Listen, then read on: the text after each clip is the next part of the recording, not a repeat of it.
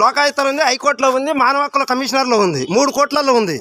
నేను ఆల్రెడీ లెటర్లో పెట్టిన ఏమైద్దని ప్రజలది ఇల్లు కోలు కొట్టారు, 20 సంవత్సరాలు ఉండరు, నష్టపరిహారం వేయలేదు, ఏమైద్దని మాట్లాడతారండి మీరు?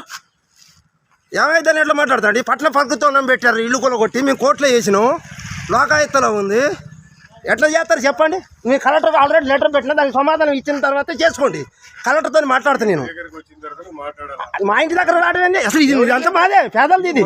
ప్రజలు 20 సంవత్సరాలు నివసించారు, వాళ్ళ నిత్యావసర వస్తువులు కూడా కోల్పోయారు, టీవీలు ఫ్రిడ్జ్లు మొత్తం పగలగొట్టారు.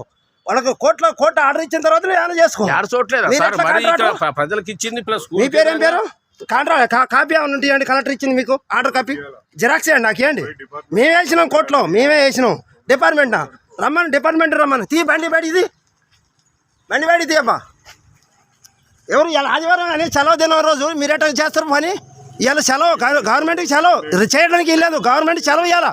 ఇలా కలెక్టర్ సెలవు అంటే నేను మా గుడిసెలు కూలగొట్టారు, నష్టపరిహారం ఇవ్వలేదు. కోర్టులో నడుస్తుంది, కోర్టులో నేనేసిన నాకు బాధ్యత ఉంది, అర్హత ఉంది.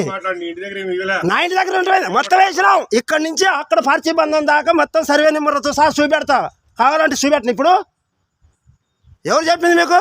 రమ్మా నువ్వు బయట రాని ఎట్ట తీస్తా? ఎవరు చెప్పింది? ఇప్పుడు ఆడవాళ్ళందరూ పిలుతా ఉండండి 1 గంట సేపు.